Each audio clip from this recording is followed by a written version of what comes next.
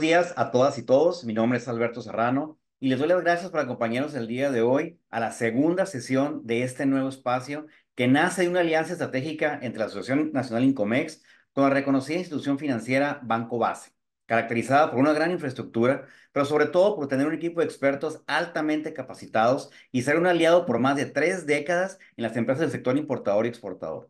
Justamente por ello, traemos a ustedes la sesión informativa Expectativas sobre el crecimiento económico del mes de julio, transmisión que se realiza mensualmente para abordar los temas e indicadores más relevantes para nuestro país. El objetivo es que esta información les sea de mucha utilidad para su día a día y sobre todo para la toma de decisiones en sus empresas. Está con nosotros para ello la maestra Ana Azuara, gerente de análisis económico de Banco Base, quien estará a cargo de este espacio, y el licenciado Ángel Zamarrón, con valiosa información sobre el tipo de cambio y coberturas cambiarias. Bienvenidos a la transmisión mensual, maestra Ana, Ángel.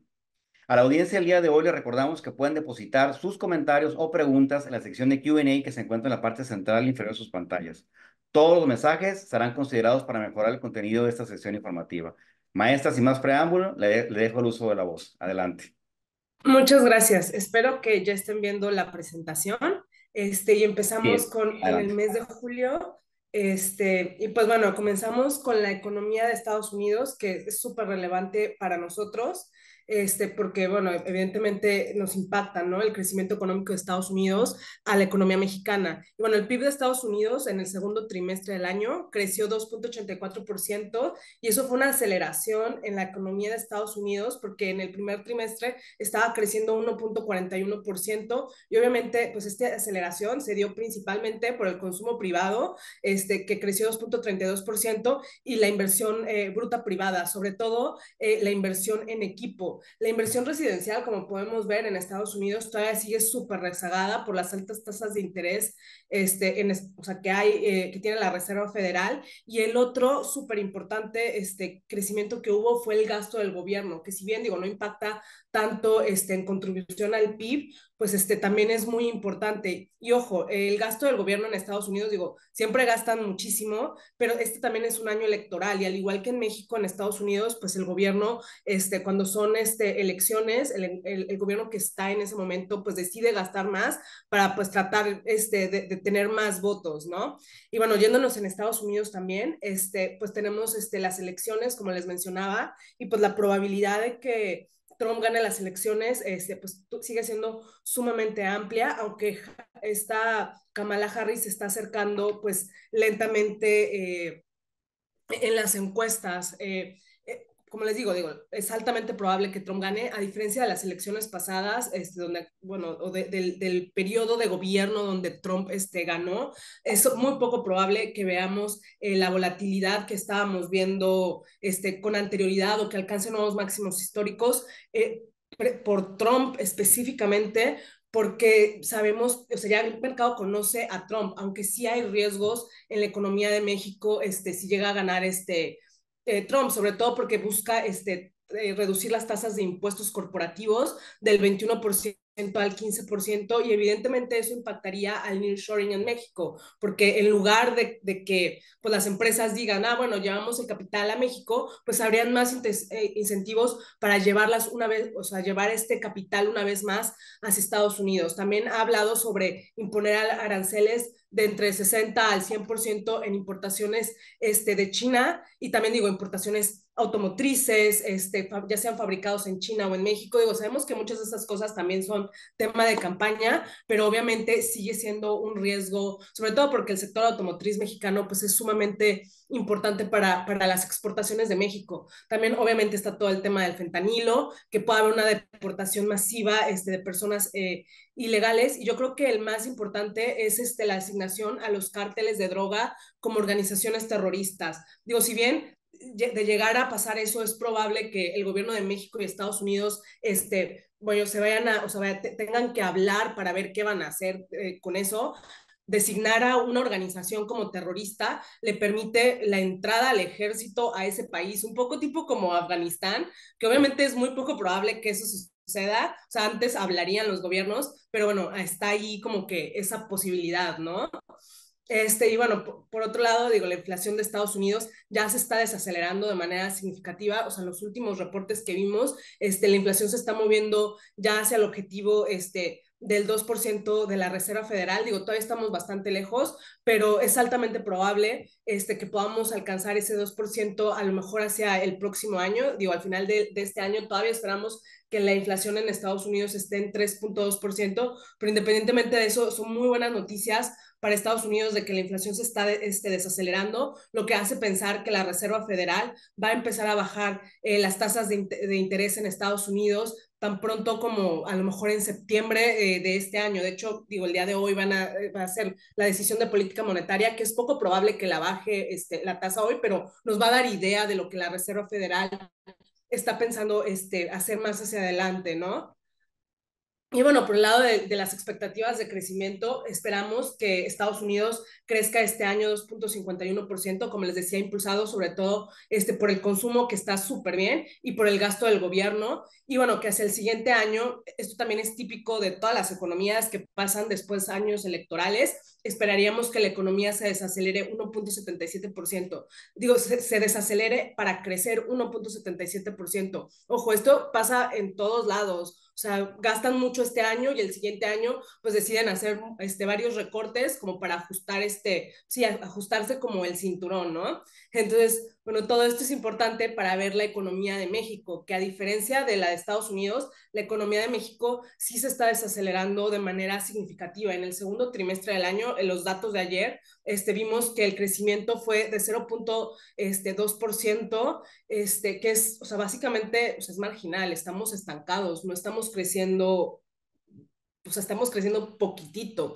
Y esto nos lleva a pensar, o sea, de hecho tuvimos que recortar nuestras expectativas de crecimiento económico de 1.6 a 1.3%. ¿Por qué recortamos las expectativas de crecimiento económico? Porque típicamente, y como les decía, en años electorales, durante los primeros 2 trimestres del año, o sea, la primera mitad del año, el crecimiento de la economía supera el 2% y pues crecimos 0.3 y 2%, y típicamente durante la segunda parte el crecimiento se desacelera porque hay una reducción en el gasto. Entonces, para que México crezca 1.6%, tendríamos que crecer durante el tercer y cuarto trimestre, o sea, en cada uno tendríamos que crecer al menos 0.7%, que es más del doble de lo que estamos, o sea, es el triple de lo que crecimos en el segundo trimestre.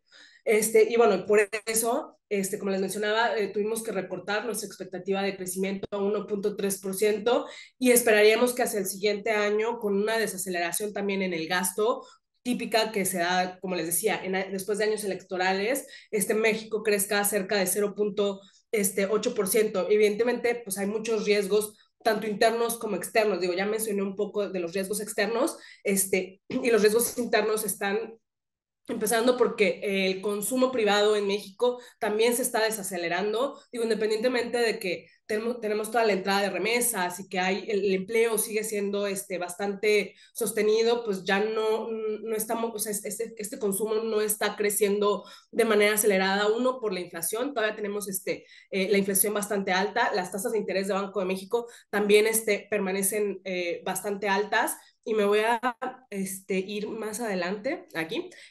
La cartera de crédito en México, o sea, el crédito, la cartera de crédito al consumo, está creciendo, o sea, la cartera vencida está creciendo, lo que quiere decir que hay más personas que independientemente de la entrada de remesas, de los apoyos del gobierno, de que la masa salarial sí ha aumentado, etcétera, están pidiendo créditos y además no los están pagando. Y esto es pues así como un foco rojo, porque nos habla de que hacia adelante podríamos tener una contracción del consumo, porque evidentemente estas personas que ya están, o sea, que ya están en cartera vencida, pues ya no les van a dar crédito más adelante y ya no van a poder consumir.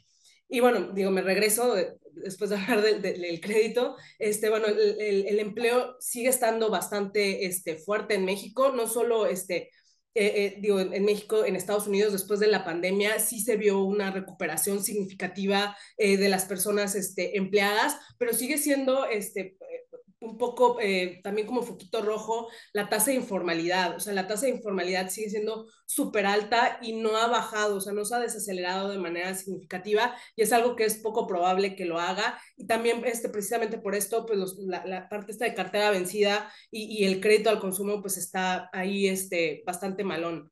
como les mencionaba, las remesas, si bien en términos reales, sí hemos alcanzado máximos históricos en la entrada de remesas a México, en la parte del poder adquisitivo, o sea, lo que compramos con las remesas, pues está reduciéndose. Uno, se dio por el superpeso que ya habíamos tenido, y otro también por porque en Estados Unidos el empleo, aunque también está alto, también se ha estado desacelerando las personas con empleo, y eso también ha hecho que las remesas ya no crezcan a máximos históricos. Digo, siguen siendo altas, pero ya no está tan bien, y esto está impactando también al consumo en México. Por el lado de las exportaciones, digo, las exportaciones siempre han sido el motor de la economía mexicana, pero sí el crecimiento acumulado de las exportaciones también se está desacelerando, tanto de las importaciones como de las exportaciones, ¿no? Y bueno, como les había mencionado antes, el sector automotriz de México pues sigue siendo la estrellita de las exportaciones de México y el motor de la economía mexicana. Por el lado del gobierno, también vemos que el gasto pues sigue siendo bastante amplio, y de hecho hay muchos riesgos en torno a la economía mexicana. O sea, este es un riesgo interno para la economía de México, sobre todo porque pues sabemos que el déficit el déficit como proporción del PIB está cerca del 5%, y es muy poco probable que vaya a reducirse. De hecho, digo, el gobierno ha dicho que para el siguiente presupuesto, habrá que verlo cuando lo publiquen, van a bajar el déficit del 5% al 2.5%, algo que la verdad se me hace muy exagerado, a menos que vaya a haber algún tipo de incremento en los impuestos, ¿no? Porque independiente, o sea, vea, si el gobierno dijera, ¿sabes qué? Vamos a recortar el gasto de todos los proyectos insignia, el gasto tan solo, o sea, bajaría del 5% al 4.3%. O sea, inclusive si recortara todo eso, pues no sería suficiente para alcanzar un objetivo de 2.5%. De hecho, para bajar hacia 1.7%, tendrían que eliminar todo el gasto en inversión del PIB, y pues eso sería lamentable, ¿no? Y honestamente es algo que no van a hacer jamás, ¿no? O sea, no podrían no poner gasto en inversión. Y bueno, la deuda, en general, la deuda también en México ha incrementado. Una disculpa, estoy un poco enferma. La deuda en México también ha incrementado, que es lo que ha hecho que las calificadoras en México estén así como que alerta, ¿no? De que, porque pues, no, el país no puede tener una deuda como la tenemos del 50.2%, ¿no? Y se teme que la deuda hacia adelante pues vaya a seguir en general incrementando, ¿no? Y obviamente un recorte en la calificación crediticia de México por un tema de deuda, sería pues, o sea, causaría muchísima volatilidad y sería muy malo para la economía mexicana. Recuerdo que el mes pasado me preguntaron sobre la deuda externa, que no la puse, pero también la deuda externa, si bien, digo, está en máximos históricos, había ido incrementando. Ahorita la deuda externa no se está incrementando de manera acelerada, de hecho solo muestra un incremento de 1.6%, porque se está refinanciando, ¿no? Lo que está haciendo actualmente el gobierno es refinanciar la deuda externa con deuda interna, como para que sopesar pues los temas, ¿no? De los problemas cambiarios que pudiera haber con algún tipo de deuda externa. Pero independientemente de eso, pues la deuda sigue siendo súper alta, y seguirá siendo uno de los principales riesgos para la economía mexicana.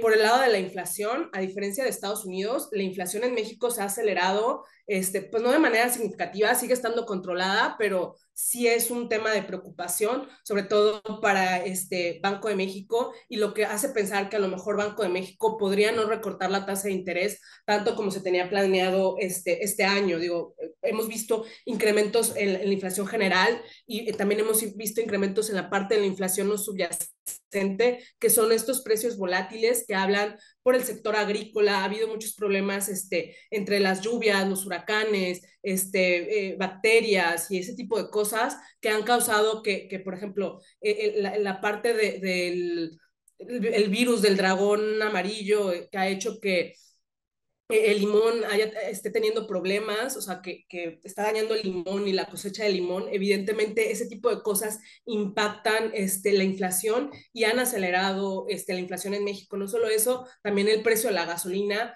se ha elevado de manera significativa. Y obviamente pues esto es delicado para la economía mexicana, entonces no esperamos que alcancemos el objetivo de inflación de Banco de México este año, ni siquiera el siguiente año. Tuvimos que subir un poquito las expectativas de inflación por esta aceleración que se dio en estos últimos meses y esperaríamos incluso hasta el 2026 alcanzar el 3% de Banco de México.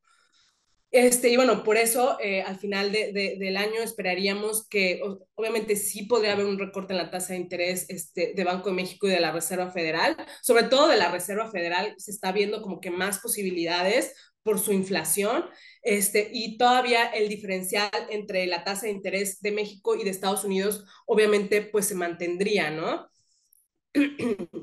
Moviéndonos a un poco y antes de pasarle la palabra a Ángel, la volatilidad de tipo de cambio ha estado súper alta. De hecho, en el mes de julio, la volatilidad alcanzó 1.12% y esto, digo, esto ha sido, o sea, se desaceleró un poco de lo que vimos en el mes de junio, después de las elecciones, que eso sí fue una locura. O sea, las elecciones habíamos alcanzado niveles pues no vistos desde la pandemia, literalmente, y aunque se desaceleró la volatilidad cambiaria, sigue estando sumamente alta y es probable que continúe súper alta.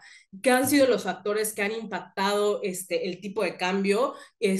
Una son las elecciones, bueno, primero en México, obviamente, las elecciones en el país, pero también la parte de las reformas constitucionales, sobre todo la del Poder Judicial, han sido un fuerte impacto para el tipo de cambio, porque han generado como aversión al riesgo dentro de la economía mexicana o de lo que podría pasar hacia adelante en el tema de la...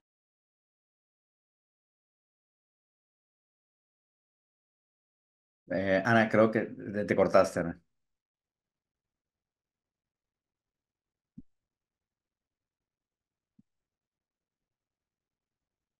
Bueno, yo creo que vamos a esperar ahorita que regrese Ana. No sé, Ángel, si tú quieras ahorita ir viendo esta parte.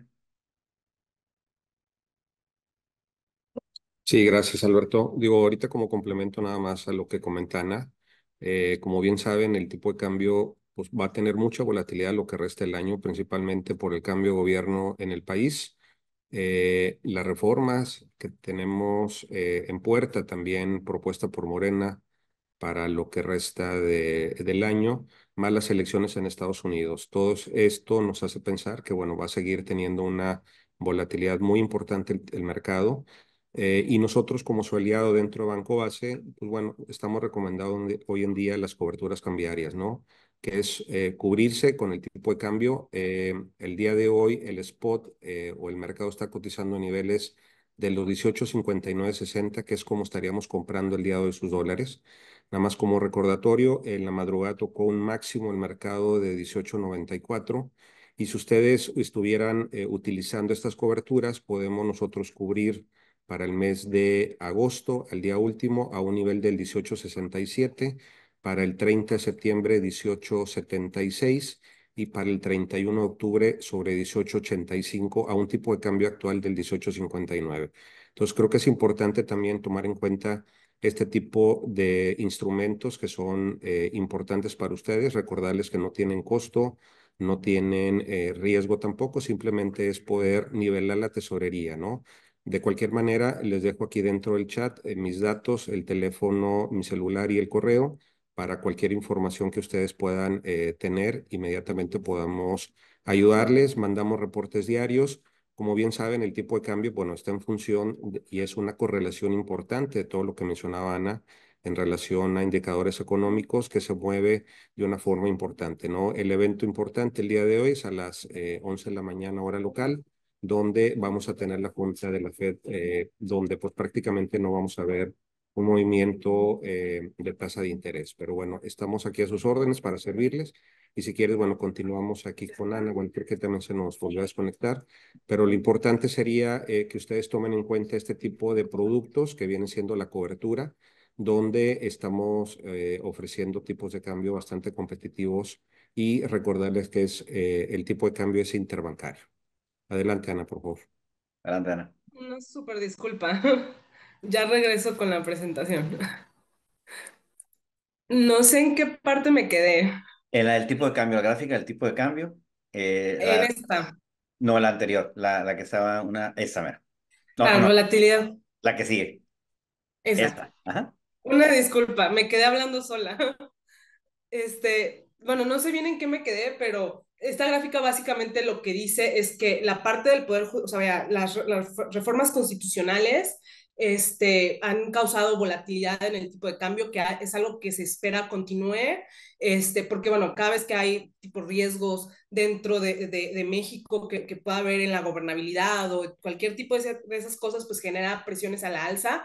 Otro es la Reserva Federal, que si bien hoy vemos una pues corrección a la baja para el tipo de cambio, como mencionó este Ángel, pues había alcanzado un máximo de casi 19 pesos por dólar. El hecho de que la Reserva Federal, que haya posibilidades de que la Reserva Federal pues recorte las tasas de interés en algún punto del año, obviamente beneficia al peso. Y la última, que es súper importante y que hemos visto recientemente, es una correlación inversa con el yen japonés. Y aquí se los voy a poner. Hay un tema de carry trade, y carry trade, para explicárselo así como que lo más sencillo posible, es un tipo de estrategia. eh, Japón tiene una tasa de interés, o bueno, tenía una tasa de interés negativa hasta el año pasado, ¿no? Lo que quería decir que básicamente te pagaban por prestarte dinero, ¿no? Porque consumieras. Entonces lo que hacía la gente era pedir prestado en Japón, o sea, inversionistas extranjeros pedían prestados en Japón, ponían posiciones en México a favor, pues sí, de la economía mexicana, porque las tasas de interés de México, pues hasta el año pasado en 11%, ¿no? Entonces, este spread, este diferencial de tasas, hacía que estos tipos de préstamos fueran súper rentables. Entonces, ahora el Banco de Japón lo que está haciendo es elevando la tasa de interés, algo que no hace en décadas, literalmente, y está reduciendo, o sea, toda su política monetaria flexible la está cambiando a una política monetaria más restrictiva, lo que está haciendo que todas estas posturas en los mercados, toda esta especulación empieza a cambiar y también está impactando de manera negativa al peso, porque independientemente, digo, vaya, Japón es un país, pues es un país muy fuerte, ¿no? El yen japonés es una divisa considerada como refugio, ¿no? Entonces se está volviendo un poco más atractivo para los inversionistas dejar el peso mexicano e irse hacia el yen japonés para pasar como riesgos, ¿no? Entonces, esto más los riesgos que hay dentro de México, evidentemente también presionan al alza el tipo de cambio, ¿no? Y es posible, de hecho, este fue el hecho de que el Banco de Japón elevara su tasa de interés durante la madrugada, fue el factor que llevó a que el tipo de cambio tocara casi los 19 pesos por dólar, y evidentemente es probable que con todo lo que hemos estado viendo, el tipo de cambio pues sí supere los 19 pesos por dólar. Una vez superados los 19 pesos por dólar de manera sostenida, pues nos iríamos hacia los 19.20 pesos por dólar. Y pues bueno, eso era todo. Ya casi terminaba. Muchas gracias a los dos. Y bueno, creo que es muy valiosa toda esta información. Y sobre todo porque, pues digo, como todo lo que se está moviendo, todos los días yo creo que hay algo nuevo, ¿verdad? O sea, que está cambiando la expectativa de cada cosa. Bueno, pues muchas gracias a los dos. No sé si quieren agregar algo más, Ángel. Por nuestra parte, no, no se tengan alguna duda que poder ayudarles en contestarla, en preguntas y respuestas, con todo gusto lo podemos hacer. De acuerdo. Y en caso de que no, digo, vamos a estar recibiendo todas nuestras respuestas y se las hacemos llegar sin ningún problema. Pues bien, digo, no veo ahorita alguna, pero hemos llegado al final de esta transmisión. Agradezco a todos los que nos acompañaron. Nos vemos y escuchamos en la sesión informativa expectativas de crecimiento económico del mes de agosto. Y excelente día para todos. Muchas gracias, Ana. Muchas gracias, Ángel, por toda esta información. Muchas Gracias a gracias, Sor. Buen ustedes. día. Hasta luego. Buen Saludos. día. Buen día.